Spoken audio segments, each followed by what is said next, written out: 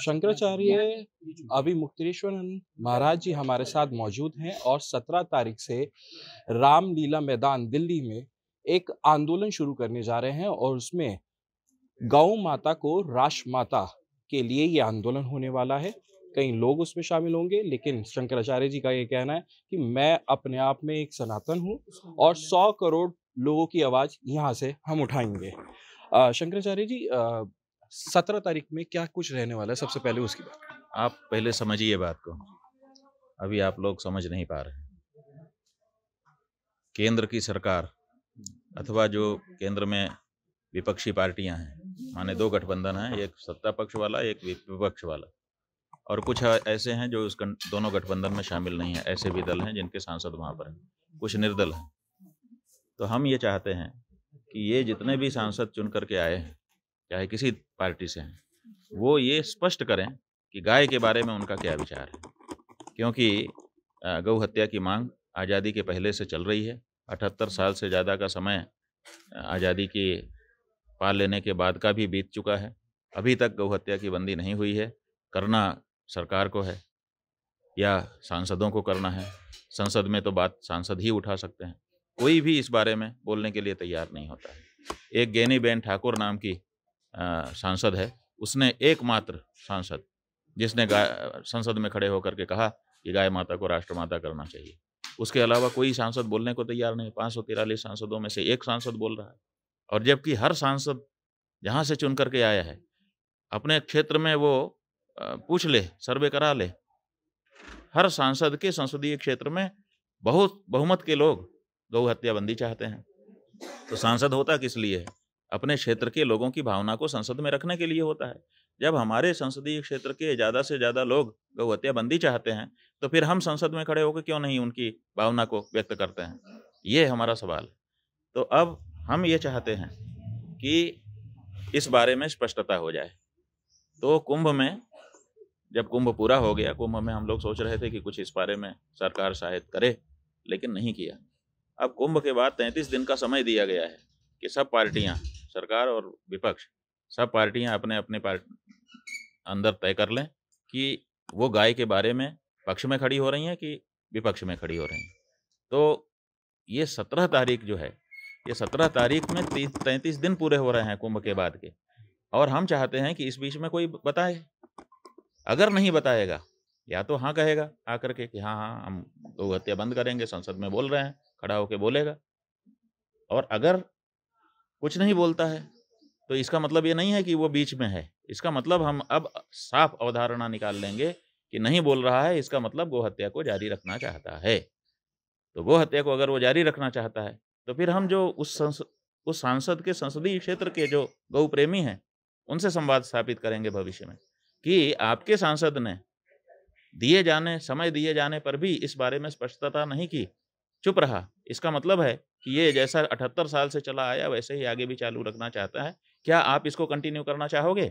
हम वहाँ के गौ भक्तों से, हिंदुओं से, सनातनियों से पूछेंगे, और अगर वो कंटिन्यू रखना चाहते हो तो ये तो बात अलग है, लेकिन हमको पक्का पता है कि लोग उसको कंटिन्यू नहीं रखना चाहेंगे।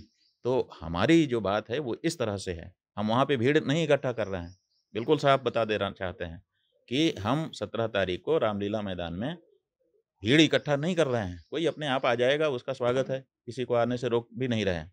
लेकिन हमने कोई ऐसी व्यवस्था नहीं बनाई है, किसी को हमने आमंत्रित नहीं किया है। हम 100 करोड़ सनातन धर्मियों की ओर से स्वयं वहाँ पर बैठ रहे हैं और प्रतीक्षा करेंगे। आप बताइए कि देश का शंकराचार्य गौ रक्षा जैसे मुद्दे पर सरकार और विपक्ष की पार्टियों के सामने 33 दिन से प्रतीक्षा कर रहा है, जिसमें से 23 दिन से ज़्यादा हो चुके हैं आज। अभी केवल अब 7, 8, 9 दिन बाकी हैं। ऐसी परिस्थिति में कोई बोलने को तैयार नहीं है। तो हम 17 तारीख को सवेरे से लेकर के शाम तक, माने सूर्योदय से सूर्यास्त तक वहाँ पर उपस्थित होकर के बैठे रहेंगे, प्रतीक्षा करते रहेंगे कि आप बताइए कि आपका क्या इसमें, आप इधर हो कि इधर हो, आप गाय के पक्ष में हो कि गाय के विपक्ष में हो। तो उस दिन ये स्पष्टता हो जाएगी पूरे देश के सामने कि कौन गाय के पक्ष में है और कौन गाय के विपक्ष में है। बस इतना ही करने के लिए हम वहाँ पर जा रहे हैं। भीड़ इकट्ठा करके आंदोलन करने के लिए नहीं जा रहे हैं। हमारा आंदोलन तो ये है कि ये बात साफ हो जानी चाहिए। तो वो साफ हो जाएगी उस दिन। आपको क्या लगता है कि ये जितने भी सांसद हैं या सरकार है या अन्य दल हैं, ये क्यों नहीं गौ माता को लेकर बात कर रहे हैं? आपसे भी चर्चा क्यों नहीं की है अभी तक इन्होंने? आपको हमको क्या कुछ लगता पता नहीं है, क्योंकि जब उनसे पूछो तो वो तो कहते ही हैं कि हम तो परम गौ भक्त हैं, फ़ोटो भी निकालते हैं, वीडियो भी निकालते हैं। तो लेकिन संसद में मुँह नहीं खुलता उनका इस बारे में। सुब्रमण्यम स्वामी नाम के एक सांसद थे। जब अटल बिहारी वाजपेयी की सरकार आई थी तो उन्होंने प्राइवेट मेंबर बिल रखा था गाय के बारे में, वो नहीं पास हो सका। उसके बाद से कोई और बोलता भी नहीं। तो ऐसी परिस्थिति में हम 17 तारीख को वहाँ पर बैठ करके पूरे दिन प्रतीक्षा करके, ये इतिहास होगा कि भारत का शंकराचार्य सब पार्टियों से, भारत की तथाकथित सब जितनी भी पार्टियां हैं, चाहे पक्ष में है, चाहे विपक्ष में है, चाहे सत्ता में है, चाहे सत्ता से बाहर है, उन सब की प्रतीक्षा करता रहा कि बता दो गाय के बारे में आपकी क्या भावना है, और बता देंगे तो ठीक है, बता देंगे तो उनका अभिनंदन किया जाएगा, और नहीं बता पाए तो इतिहास तो हो जाएगा कि ये इस मामले में चुप हैं, और चुप हैं इसका मतलब कि ये गौ हत्या जारी रखना चाहते हैं। तो 1857 के बाद एक ये क्रांति नहीं शुरू होने वाली है? बिल्कुल, ये गौ क्रांति है। 1857 की क्रांति भी गौ क्रांति ही थी, क्योंकि गाय की चर्बी मिले कारतूस का विरोध करके ही तो अंग्रेज़ों का विरोध शुरू हुआ था, जो बाद में अंग्रेज़ों के भगाने तक आया। उसी तरह से उसी गौ माता के लिए ये बात फिर से उठाई जा रही है, और ये निश्चित रूप से ऐतिहासिक होगी। तो ये सुबह से शाम तक ही रहने वाला है या कोई और कदम आप आगे लेंगे इसमें? ये शाम को 5 बजे तक, सवेरे 7 बजे हम बैठ जाएँगे। 7 बजे का मतलब घड़ी का टाइम बताया जा रहा है, वैसे हम सूर्योदय से बैठेंगे और सूर्यास्त तक रहेंगे वहाँ। लेकिन घड़ी देख कर के लोग चलते हैं, इसलिए उनकी सुविधा के लिए 7 से 5 का कहा गया है। तो 7 बजे मान लीजिए बैठ गए, तो शाम को 5 बजे तक बैठे रहेंगे। 5 बजे फिर हम लोग निर्णय लेंगे कि आगे क्या करना है। क्यों? कि तब तक जैसी बात आई रहेगी, अगर हाँ आया रहेगा, तो जिसने हाँ कहा होगा उसका अभिनंदन किया जाएगा। आपने कहा और था कि अगर ज़रूरत पड़ी तो मार देंगे और मर भी जाएँगे।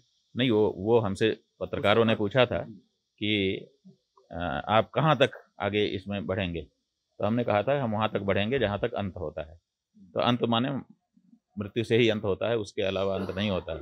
तो हमने कहा था कि अगर वहाँ तक भी हमको जाना पड़ा तो हम जाएँगे, लेकिन गौ माता की हत्या को किसी भी दशा में आप स्वीकार करने के लिए तैयार नहीं हैं, ना हम, ना हमारा समाज।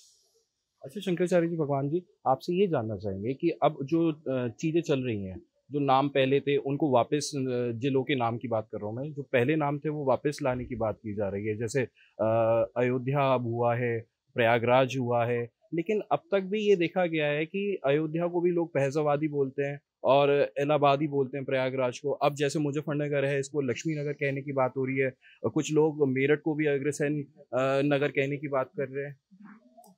अगर कोई नाम पहले से था और उसको किसी कारण से बदल दिया गया, जो कि हमारी संस्कृति के अनुरूप नहीं है, हमारी देश की भाषाओं के अनुरूप नहीं है, तो उसको बदले जाना अच्छा है।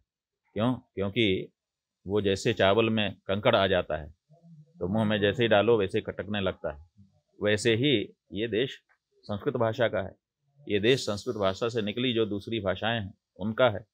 अब यहाँ पर जो आयातित भाषा है, उसका शब्द अगर कहीं पर प्रयोग में लाया जाता है, तो ठीक है, एक समय था, किसी परिस्थिति में उसको स्वीकार किया गया था।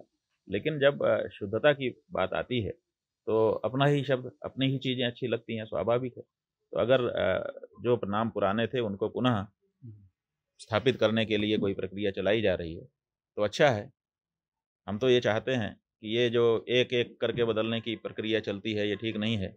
एक ही कानून ले आना चाहिए कि अगर किसी स्थान के बारे में ये पहले से प्रमाण उपलब्ध हैं कि इस स्थान का नाम जो हमारे देश पर आक्रमणकारी आए, उनके आक्रमण के पहले ये था। अगर ये प्रमाण उपलब्ध है, तो कानून बना करके उसको वही कर देना चाहिए, ताकि वो आक्रमण के समय की जो विभीषिका है हमारी, जैसे कहीं पर आग लगा दी जाती है, किसी को चोट पहुँचा दी जाती है, तो उस याद को वो हटा देता है। तो ऐसे ही आक्रमणकारी आए और उन्होंने हमारे ऊपर बलपूर्वक शासन किया, और जिसके कारण ये सब विकृतियाँ उत्पन्न हुई। तो इन विकृतियों को हटा करके हमको पुनः अपने प्राचीन और मौलिक स्वरूप में आ जाना चाहिए। तो इसके लिए एक कानून बना करके और सब जगह का प्रमाण देख करके बदल देना चाहिए। अच्छा, उन लोगों के लिए क्या कहना चाहेंगे जो लोग अभी भी जैसे नाम जिस जिलों के बदल चुके हैं, अभी भी पुराने नाम से ही बुलाते हैं? वो तो आदत है, धीरे-धीरे बदल जाएगी। वो कोई समस्या नहीं है। आदत पड़ जाती है किसी की, तो वो थोड़े दिन बाद जाती है। आदत एकदम से नहीं, कानून नहीं है कि बस आज हो गया तो हो गया। और कानून में भी ये नियम होता है कि धीरे धीरे इतने दिन तक आपको मौका दिया जाएगा सुधरने का, तो धीरे धीरे सब सुधर जाएगा, वो समस्या नहीं। अच्छा, आप सनातन की बात करते हैं, सरकार को ऐसा माना जाता है कि वो सनातन की बात करते हैं, तो आप लोगों का तालमेल क्यों नहीं बैठ पाता? बात यह है कि दो लोग हैं जो अपने आप को सनातन कह रहे हैं और दोनों का तालमेल नहीं बैठ रहा है। ऐसी परिस्थिति अगर है, इसका मतलब है कि उसमें से एक असली सनातन है और एक नकली सनातन है। क्योंकि अगर दोनों सनातन सही सही होते तो दोनों में तालमेल न बैठने का कोई सवाल ही नहीं था। तो अब इसी बात की परीक्षा का तो ये अवसर है। 17 मार्च को क्या होगा, यही साफ हो जाएगा कि कौन असली कौन नकली, असली हिंदू कौन, नकली हिंदू कौन, असली सनातनी कौन। क्यों? क्योंकि जो गौ माता के प्रति श्रद्धा भक्ति रखता है, दृढ़ता पूर्वक अपने भाव प्रदर्शित करता है, वो असली है, और जो नहीं कर पाता है वो नकली है। बहुत बहुत धन्यवाद बात करने के लिए।